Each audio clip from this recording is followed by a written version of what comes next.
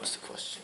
Okay, so I notice you use a lot of these haymakers in your training and your forms, but for me, I always think of haymakers as something kind of like dangerous or amateur to use because they're like very, you could see them coming. Um, and I know you use them a lot. So how do you use them so people don't see them coming? And do you think they're practical for real scenarios, or is that just part of the art, like part of what you do? You talking about for the form, the tiger form, or you talking about for when you see me using it in sparring a lot too? Uh, yeah, in the sparring mostly. Okay. In the sparring. It's just a different angle hook. What makes it a haymaker is when you cock it back a lot, but we don't necessarily do that all the time. I'll do a lot of it where it just comes right at them, but just off to the side of their face. So instead of it's basically like a straight punch, but you just come straight to the side of their face. And we can't go straight to their face because of the dangers involved in breaking their nose, breaking their teeth. So the safest way of hitting them is hitting to the sides. So it's either a backhand or a back fist or a backhand or to the side. So it's a variation to a straight punch when you come straight in. So if I came straight in like that, then I'd be hitting you here. And I do that a lot. But if I want to hit you harder, then I'm going to cock it back. And I might have it come from here. If I really want to hit you hard, then I'm going to make it come from here. And that's what it's called, haymaker. Right. So the haymaker is not effective as an initial attack against people that know what they're doing, because they'll just counter it. They'll just hit you with a jab first. So essentially this one is representing almost like a jab. But the jabs are so easy to block in the back fist because it's all going straight and it's just so easy to block. So the only thing that throws it off is when you come in with a hook. And if I could get it to work in sparring, then obviously it'll work out there in the streets, and it's a very effective attack. It's just knowing how to vary it up, because some of these people, like say the Wing Chun system, only do straight line punches. I mean, that's just ridiculously stupid, because it's just so easy, it's so predictable, it's so easy to block and everything, that Bruce Lee even says in his book how it's important to feel to punch at a person from all angles, not just like one. The straight line is the quickest path, but it's just too easy to block, too predictable. So when you vary it up with hooks and stuff, hook strikes like that, then it opens up the straight line attacks too. So I've hit so many people with that. It's not even funny, It's so easy to hit them with that. The backhand is too easy to block. I see. So because I see when you were working on the heavy bag in a video, you were coming, like all the way back. You were cocking it all the way back. So is that just to train the power? Like that's not how you'd actually throw them in a sparring match or whatever, right? Like, the only reason I don't throw it like that in a sparring match is I don't want to hurt them that much. Oh, okay. Because if I threw it like that in sparring, it'll be knocking them out. I see. So that's why I don't throw. Like if I'm not angry, but if it's more of a real fight, then I would cock it back and hit him with hard like that, because that would really hurt. Like it would really hurt them bad. I see. So like a lot of things we can't do in sparring, like even like a roundhouse kick to the head. Right. I could knock them out with that, but I hold it back. Like at the last moment, if they don't block it, then I'll just hold it back and not hit them at all. I can control it like that. So right here, if you notice, if the sparring match is like a medium contact or it's getting more intense, then you might see me cocking them back even more. I see. To hit them even harder, And yeah, I mean, when you cock it back, there's times where they ducked it and they just got out of it. But if they did get hit with it, it would hurt them. But that's just the nature of the hooks. Even short hooks, people duck them. Right. People in boxing, they duck the short hooks all the time.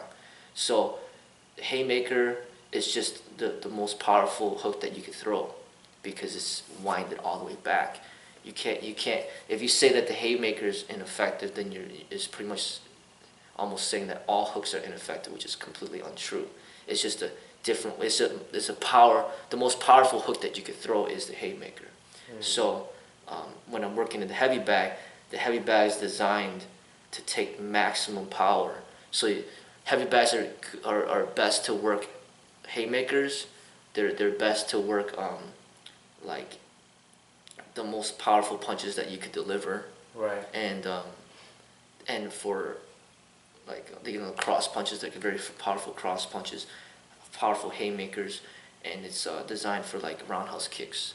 So you're just like working all power, like knockout blows. So essentially, the haymaker is essentially like the martial artist's roundhouse kick with his arms. Right. So you know how like the Thai boxers, they always use that roundhouse kick, like that's all they do. Yeah. And obviously it can be effective if you do it properly.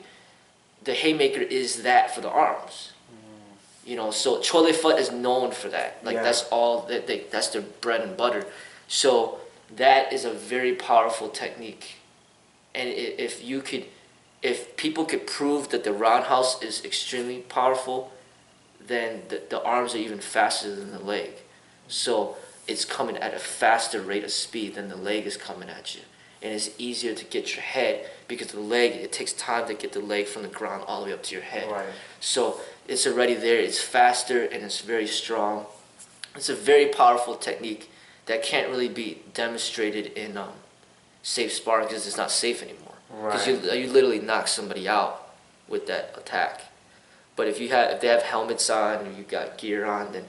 But that's kind of what happens is when you put helmets and gear on and all that stuff, there's a lot of haymakers and roundhouses going on because those delicate techniques end up not being as effective anymore. Right. Because if you got a helmet on, I could jab you like 10 times, you're still coming at me. But in a real fight, I just jab you one time that could stop you. Mm-hmm. So what ends up happening? Oh, these jabs aren't working, so let me just throw in haymakers, and then it gets really messy. Right. Because it's. I'm not saying that all I do is haymakers. I'm varying up the haymakers with a bunch of other techniques. Right. Jabs, crosses, kicks, and punches to the stomach, and all sorts of things to vary everything up. And then the haymaker is just a part of the arsenal to really hit them hard if I really want to. Right. It's a very powerful punch. But yeah, I mean, and another thing, boxers, they might be able to get away from it easier because they only have to worry about punches. Right. They don't have to worry about kicks. But if everything is involved and anything could happen, then as they're focusing on the leg, you could have opened up the haymaker and then you catch them with the haymaker. Right. Because they're worried about the kicks or whatever you take them to the ground or whatever the case may be.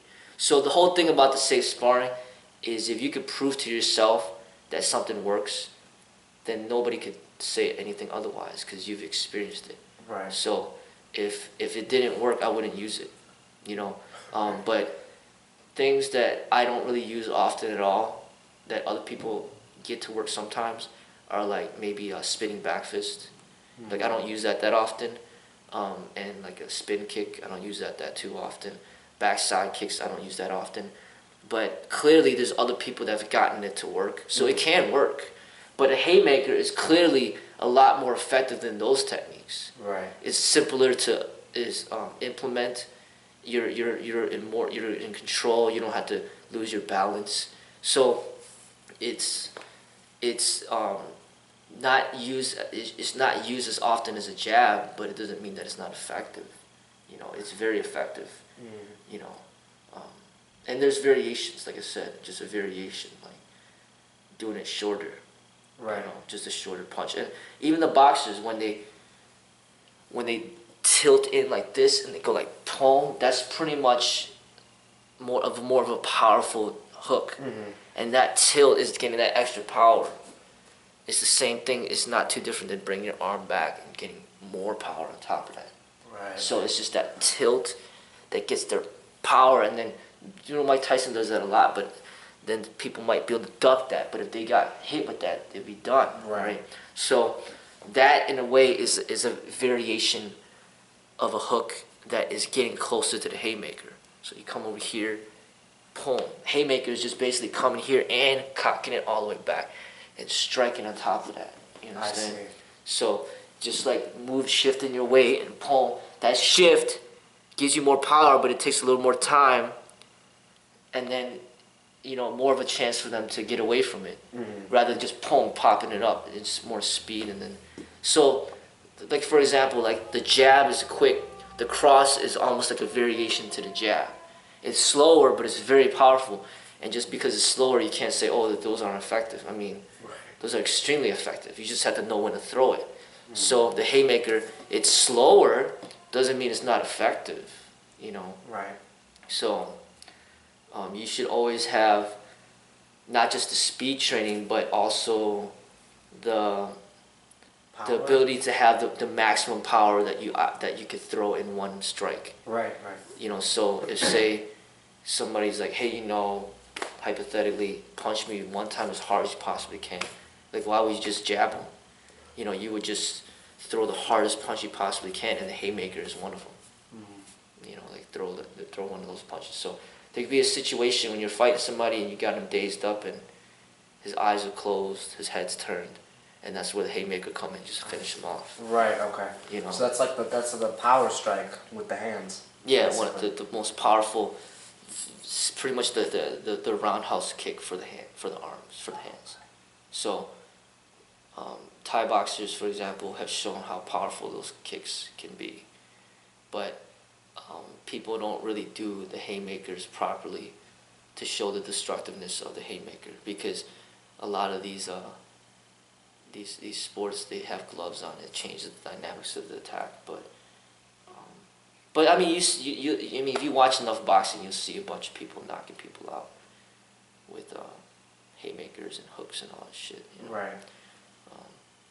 Yeah, but I don't use the uppercut too often, but I need to use that more often too. But the haymaker I use, quite often. Yeah. Because it's a powerful blow, but it's not really gonna break anything if you hit them here. Like, you're not gonna hurt them as much. Like, a lot of times people complain about their ear and they can't hear, but it's not like a straight jab across to the face where I'm destroying their face like that. So in safe sparring, that's one of the go-to techniques to hit somebody, is hit them with that one, and they'll be fine. Like, they might hurt just a little bit here, and they might lose their hearing for a little while, but it's still relatively safe. Yeah. Than to just hit somebody directly to the face. So it's just a different angle. Winding up the punch, so it's just kind of like, instead of doing a jab here, you cock back the jab here, and then you throw it from there. And yeah, like that right there is a telegraph, but it's more power because there's more range. Right. So it's like saying, oh, only this jab's effective. This one's not effective. I mean, this is stupid. It's like, you can make it effective if you know what you're doing. Especially if you do test it out over and over again. Right. But and it doesn't take much practice. Those other things like the spin kicks and all this stuff, and flying side kicks and all that shit, like that stuff is iffy. It takes a lot of training to be able to execute techniques like that, or like an axe kick. Or like a crescent kick or some shit like that. Like those techniques take a lot of time, development, skill, and flexibility. Haymaker, anybody could do that. But can you do it and recover quick? Can you do it and hide the punch, like not start off with the punch right away and expose yourself, but just kind of hide it with a bunch of different other techniques, and then all of a sudden it comes out of nowhere and then it hits them and then it could end it. Right. So. I like them because they're so interesting. People don't really use them that often, like in most martial arts. The Chorley foot, like you said, that's what they're known for, is those long fists, haymaker strikes, and it's really cool. Yeah, they're very powerful. Like, that's the thing. It's just like, that's why it's kind of annoying when they always give so much credit to Wing Chun, always talking about Wing Chun, but nobody even knows about Chole Foot. Yeah. So, like, I guess if more people know about me and they know, like, that's where I started from that school or that style, then it could bring recognition to that style. But it's basically like the complement to the Wing Chun. The Wing Chun is like focusing on jabs and crosses. Right. Chole Foot is focusing all on uppercuts and hooks. So you bridge both of them, and then pretty much that's like the Western boxer that has jabs, crosses, and hooks and uppercuts. Right. Because you don't, it's ridiculously dumb for any boxer to be like, you know what, I'm never going to hook, I'm never going to uppercut, I'm just going to do jabs, crosses, that's it. That's stupid. Yeah. Because you just limited yourself when you didn't have to. So, like, look at a boxer who's he has all that he can do. That's like merging Wing Chun and Chole Foot. They both don't really do many kicks.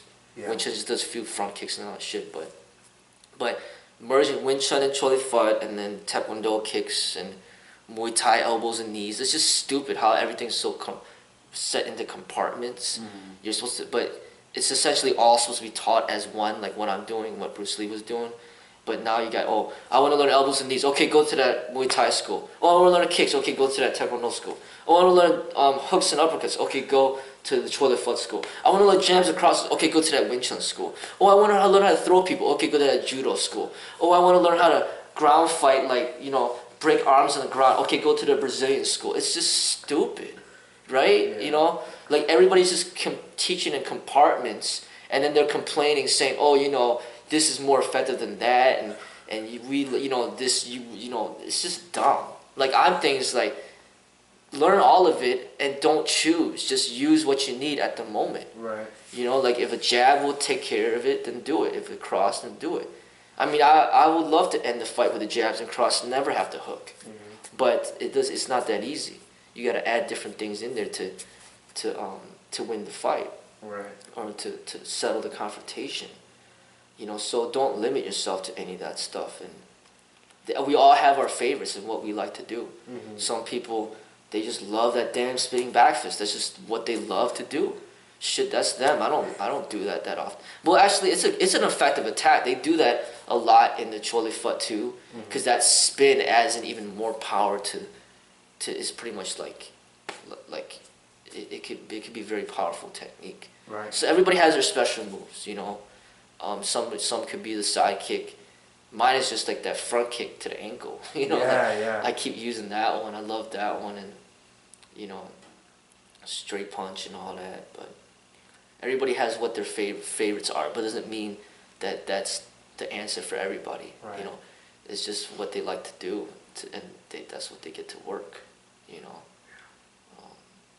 and they're just different styles. Like Mayweather is more of a he moves a lot, and he's more of a win by points, and just a lot of evasion and counters and evasion and counters. Mike Tyson's just like get in there, just settle business, get it done within a few seconds. Right. And Pacquiao fights like that too. It's kind of like more of a brawler style. Yeah. Mayweather's just more of like a stick and move style. Same with Muhammad Ali during his prime. So stick and move, brawler. It's just a difference, like what they prefer. But to say one is better than another is kind of stupid. You know, it's just kind of like, well, what works for you? You know, but there are things where it's safer for your health. You know, and he just proves it. You know, being undefeated, and when you look at him, he doesn't look like the average boxer who barely could speak and is about to die. You know, if Mayweather could live longer and he dies at 90 or 100, that shows that a boxer can live to that age and enjoy life. Then it shows that his boxing style is better for your health. But when you got people like, let's see how long Mike Tyson lives. You know, we saw when Muhammad Ali died. You see these other boxers that take a lot of damage. See how long they live. Like being a brawler is not really it's not really a good thing as you get older, because you're gonna lose your skill or your speed, and you're gonna take more damage. So you're gonna have to kind of change up your fighting style to basically last longer. Right. You know. But yeah, you know, I don't think we should choose. Just like the other question you asked me, vertical fist versus horizontal fist. you don't need to choose. Just learn both. Mm-hmm. You know, like haymaker versus regular hook. We'll learn both. You don't have to use the haymaker if you don't want to. You know what I'm saying? Yeah. Like you could, but at least you know how to use it. You know how to do it. You know. So, but trust me, I wouldn't use anything that doesn't work. Right, right. If I'll make sure it works before. You know, if I keep doing it over and over again, obviously there's a reason behind that. Mm-hmm. You know, it's because it's working. And there's even the last person that sparred, one of the last people that sparred, Chris. I caught him with one of those. It wasn't a wind back, but it was boom. It's just like right there, bam. It was like, oh shit. Yeah. But that's just the safe sparring. We have to hit to the sides. Right, right. So I'm like, oh, you know, like we get touching on the top of the head, we can't strike there. Mm-hmm. So rather than punching here, I gotta go here, Right. or I go here. That's all I could do really. Right. You know, like this, or that. So this is what we're talking about. If I really want to hit hard, they come right here. Bam! And then boom, they just get hit. And then they don't, it's not like they get their nose broken or a tooth, Right. they just get smacked the shit up. And Right. the biggest problem is that hearing. Yeah. They're like, oh shit, I can't hear, I get ringing, you know. But, you know, What are you gonna do? yeah, that's all we can do. Right. So, but yeah. Thank you. Yeah.